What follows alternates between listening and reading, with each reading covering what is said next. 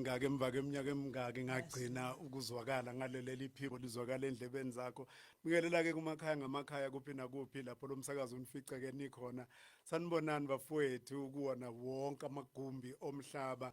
Ngiyabonga kakhulu, ngicela nibize nabanye. Ngiyabonga se live ke lapha na eMsibubu Buthelezi ku Facebook page yethu. Umsakazo wethu oqala ngokuningi ngizoqala ngikhulume nani njengamanje. Sibonga kakhulu ku Benjamin Dube sinikeze nansi ingoma emnandi kakhulu, bow down and worship him. Themba ukuthi ke kulolu suku namhlanje nivuke kukuhle.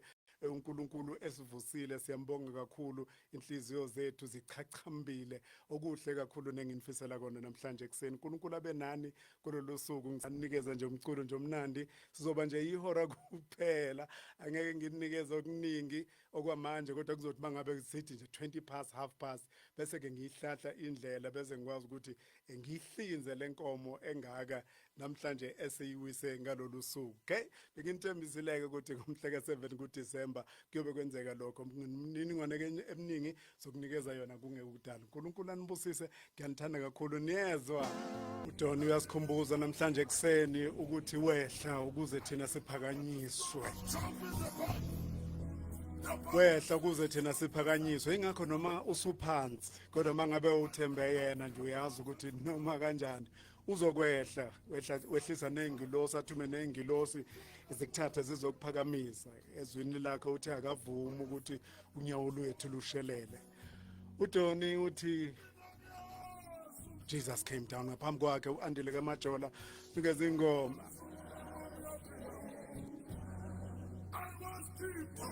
ethi Nkosi thuma lobo mlilo, thuma lobo mlilo. Nibingelela ke kumakhaya ngamakhaya, umsakazo wethu mushasha bafowethu. Eyibona-ke umsakazo wethu online radio yethu le siyayilontsha nje namhlanje, sesayitesta kahle kahle. Kuningi esikubhekayo, soke siyocela ukuthi nisibekezelele nje kukona konke namhlanje siyakutesta nje, siyabheka. Ingakho ngeke ke sibe yi-hour kwamanje. Ngiyabonga kakhulu bafowethu, ngiyayibona nemiyalezo yenu lapha ku Facebook njengoba si live. Ngiyabonga, ngizwile nanokuthi ivolume kade iphansi. Ngithemba ukuthi ke seku right kakhulu manje. Ngizoyifunda bafowethu imiyalezo yenu. uNkulunkulu angibusisele nina, niyeza nitshele nabanye.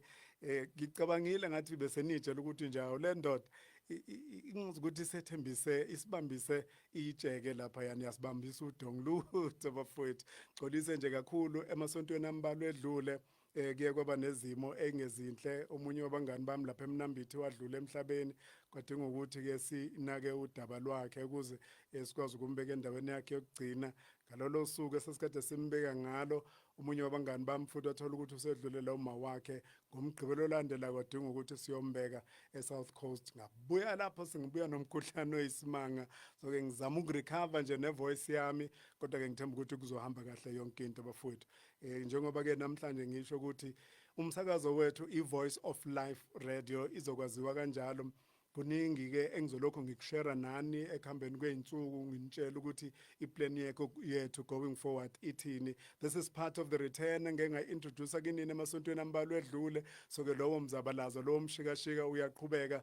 Namhlanje sizonikeza lolu hlelo luzoba yi-hour nje kuphela, kodwa nginikeza isiqiniseko sokuthi ngizolokhu ngiposta, ngikhuluma nani, nginikeza nano update ukuthi kuzohamba kanjani.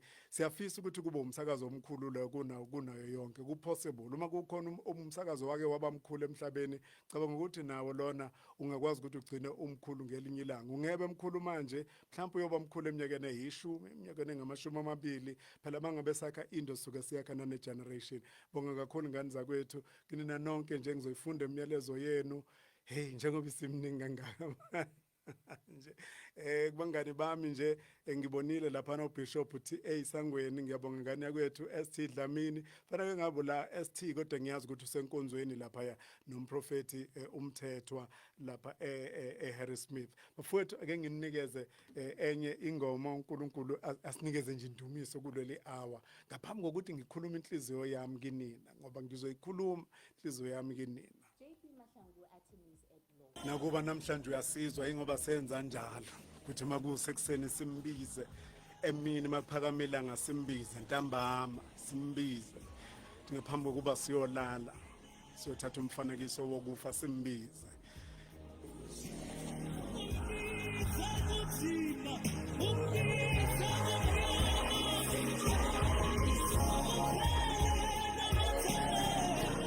kuzona zonke izimo kumbize kunzima umbize kumnyama ilokho nje nakuba siyakhuluma namhlanje ingenxa yalokho sakwazi ukumbiza kukubi bafowethu kodwa uNkulunkulu wezethembiso zakhe udume Mkokstad singinikezele ngoma ethi mbize thina namhlanje nje ithi nginikeze leya sound enaningazi ngayo ngalezi ayikhathi Voice of Life radio esikunikeza yona namhlanje sikwethulela yona kokuqala nqa qiniso ukuthi izothula ngezinye insuku kodwa ngezinye insuku sokutshela mangabe sizoba live masokwenza iupdate njalo nje sizohlala sikutshela kodwa kusukela ngonyaka ozayo ngiyakunikeza isiqiniseko 24/7 izobe live sikhonza uNkulunkulu ongehlulwa ilutho sikhonza uNkulunkulu ongazondi umuntu bafowethu singazondana thina sisodwa kodwa uNkulunkulu yena ongamzondi umuntu ingakho ethi ngisho intukuthelo yethu singalinge size siyolala nentukuthelo yethu Tuze ngamashumi amabili nesikhombisa lishayileke leshumi ihora 27 after 10 Sibubuthelezi igama lami ku Facebook se live at I am Sibubuthelezi umsakazo wakho okulalela iVoice of Life radio umsakazo sunikezelela igama ngoba emva kwezimo eziningi esidlule kuzo kumbula ukuthi mangikhuluma ngami kuphela kodwa mangikhuluma ngisuke ngikhuluma ngami ngiyibeke mina bese ngibuka wena buke sakhe isimo buke nawe ikwahlele izinto esibonile nesingayibonanga esizaziyo nesingazazi kodwa iqiniso lokuthi uNkulunkulu oma nabantu diye wama nami wama nawe mhlanje uma sibheke emuva sikhumbule ukuthi uNkulunkulu usithathe kuphi sibheke ukuthi uNkulunkulu uhambe nathi kunjani njengoba ithi le ngoma kaDume Mkokstad ethi mbize noma kumnyama mbize noma kunzima noma ngabe kuhlobo luni lwezimo obhekana nazo kodwa umbize simanga sikaNkulunkulu osithanda ngisho sinamaphutha angakanani kodwa sithande yena ngoJesu ogazi lakhe laphala leCalvary angazi noma kusecebeni lakhe likaNkulunkulu in his divine purpose ukuthi lo msakazo asinikeze wona ngalesi sikhathi kuselinsuku ezimbalwa ukuthi sigubhe usuku lokuzala kukaKristu Jesu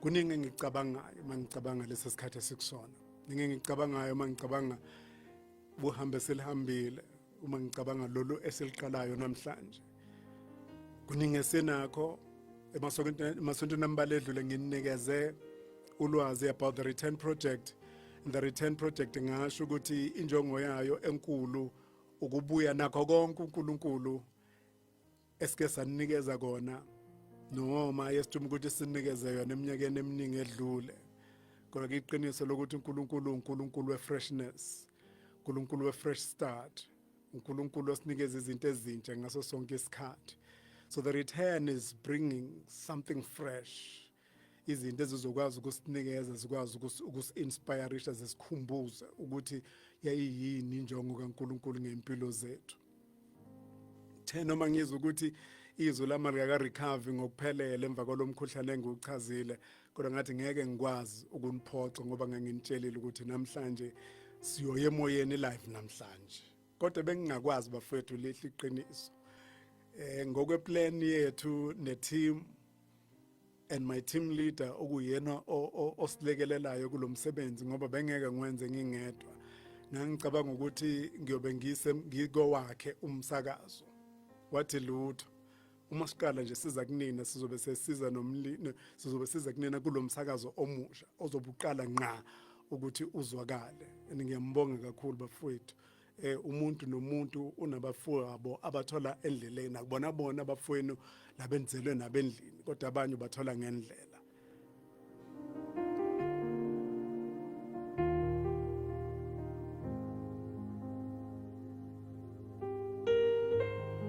ngithumelela kumyalezo wakho sizokhuluma nani esontweni lonke nje ngicela ngibona ukuthi ubane engimbonayo nje lapha phambi kwami njengamanje uLungi Mtungwa uthi to God be the glory umsizi Khoza umfowethu ngiyabonga kakhulu ngiyakubona ulunga Gumede ngiyakubona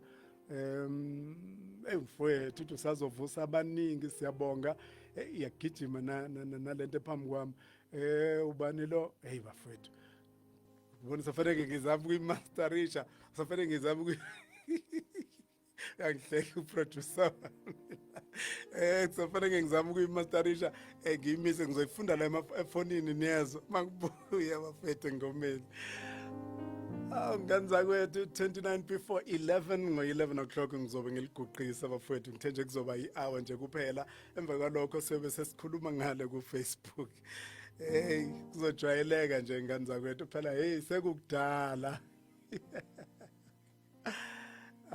madoda sekukudala omunye mangabe chaza Buthelezi ku Facebook kanti ke lapho si live khona namhlanje ethi ngibona ukuthi obani ke abangithumelela imiyalezo yabo bafethu ama stars amangaka bafethu niyakwazi ukuthi kusho ukuthini lokho niyazi ukuba nama stars angaka bafethu kusho imali ngiyabonga kakhulu bafethu ngiyanibona kodwa Nkosi Thula Mhlophe usuphumile mfethu kade ngikubona live nje nawe kodwa bafethu uthi ngibona omunye ukuthi ubani ngibona uThula Mhlophe la ngibona uThembelihle Velakazi uthi yes indeed nginqingelele uNonzuzwana Mtshali thi we love you ngiyanthanda nami kakhulu sisi Nkosinathi Dlomo usithandiwe Mlotshwa umbali umbali usiyabonga Mabika Nomcebo Endicaba uNonduso Khela Sithandwa Mcobothi uPhila Dlamini ulubabalo Nogobela usinenhlanhla Ntshali uphilika Mantshinga Luthuli Awande Cele uPhakimpi ubani Phakimpi Zondo Mlungu Ndangamandla Sipho Elvis Fiso Junior Mahlaba Umbuyiseni Zikode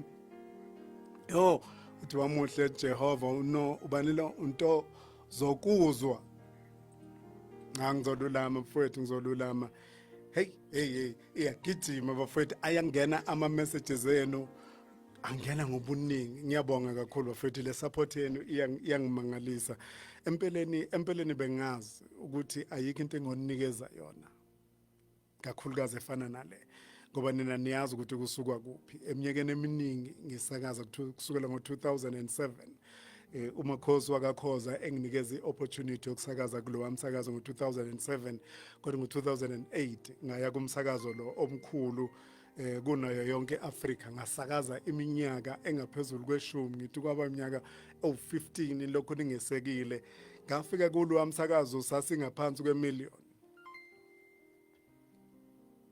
ngiyakhumbula ngithi sasingaphansi kwemillion kodwa nina nalandana saze saba u-3.6 million umbuzo omkhulu uthi uma sake sathandwa abantu abangako yini engenza ukuthi labo bantu bangasithandi manje okwethu nje kuphela okubalekile kakhulu ukuthi yini esizobe siniphakela yona yini ezobe sininikeza yona nokubaleke kakhulu ukunilalela and asinayi excuse ngoba akukho lapho esithi khona kune management okufanele siyoyilalela yithi management yithi esinqumayo sonilalela sihlale phansi nethimba sicabanga ukuthi lokho enikushoyo nenikubukayo nina siyokwenza kanjani ukuthi kube impumelelo okubalulekile kulesi sikhathi esikusona ukuthi umsakazo awusafani nakuqala umsakazo njengamanje ususe esikhathini lapho mangabe ufuna ukuthi ube global ngicela ukuntshela ukuthi lo msakazo esikuwona namhlanje uyakwazi nokusitshela ukuthi namhlanje silalelwe abantu abangaki njengoba ngisakaza manje uyakwazi ukusho ukuthi bangaki abantu abangilalele uyakwazi nanokusho ukuthi mangaka amazwe asilalele namhlanje uzomangala mangikutshela ukuthi mathathu amazwe asilalele namhlanje indlela lo Facebook page wenu opowerful ngakhona ngiyabonga kakhulu bafowethu nina nonke Mzansi nina nonke South Africa nakulamazwe amanye asilalele uzobheka ukuthi imaphi lamazwe asilalele kodwa iyakwazi ukusitshela ukuthi 3 countries alalele lo msakazo ngalesi sikhathi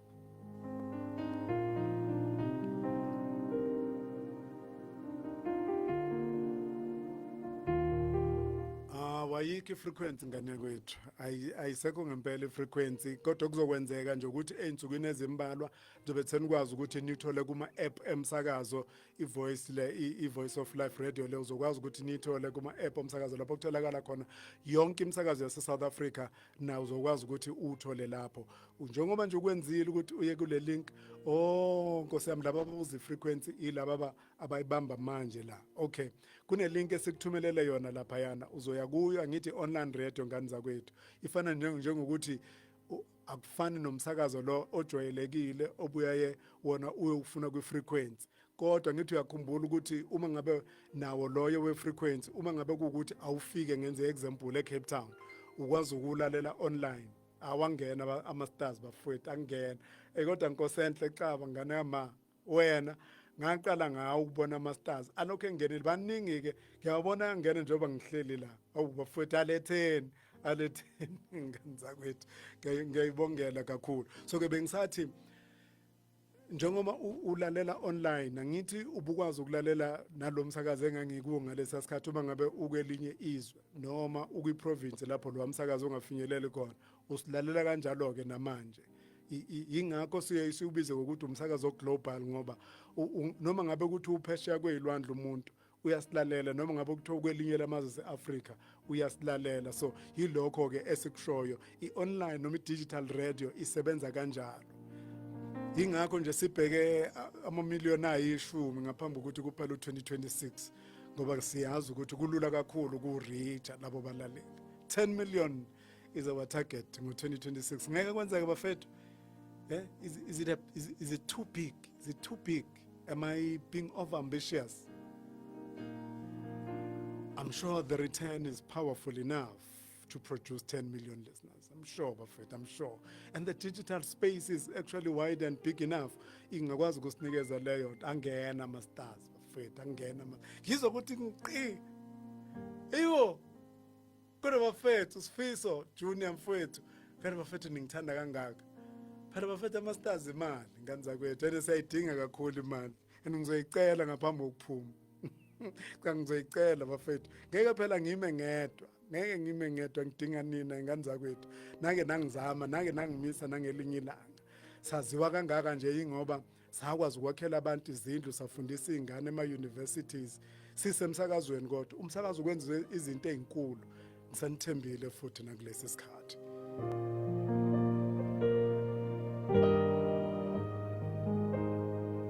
Siyishumi-ke kuphela imizuzu manje ngaphambi kokuthi kubumbane ele shumi nomuvo, sizolibeka phansi uma ngabe kubumbane le shumi nomuvo. Ngiyabonga kakhulu Wiseman Ndebele, MN Khabahle, banomunye umbeki insika, Thamsanqa Siphumelele, mfundisi Maduna angena ama-stars. Ngiyabonga mfowethu bafowethu, ayangena ama-stars. So bazocakeka no Mark impela uzocakeka ukuthi akwenze njani namhlanje. Angena nje angena egeleza nje ama-stars ngani zakwethu. Ubani bafethu. Hayi. Angithi yazi ukuthi uyayazi lento yokuthi ngi-speechless. Yo Mvulane, I'm being loved. Yo, angisambonanga ubani lo vele wathumela 100 ama-stars oyosithela laphayana. Sengokubonga lapha epagini uyeza mfowethu. Ngicina ngingasakazanga. Uyangihleka uproducer la ukuthi hayibo nangigcina ngingasasakazile. Ayibo angena u99 Ntombi kaKhuzwayo Sibiya, ngiyabonga Sotobe, ngiyabonga Mnguni omkhulu. Hayi bafethu ngeke ngisakaze, ngicina ngingasakazile kodwa nginikeze enye ingoma ngeke.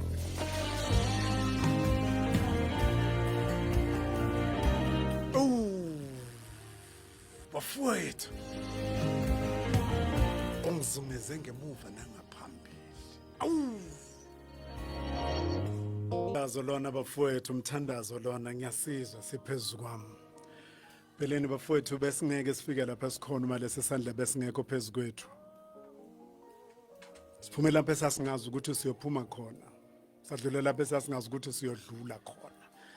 Kodwa ngenxa yalesi sandla besiphezulu kwethu, abafowethu uNkulunkulu ongajabulisi umuntu kaze ngangijabulise nami.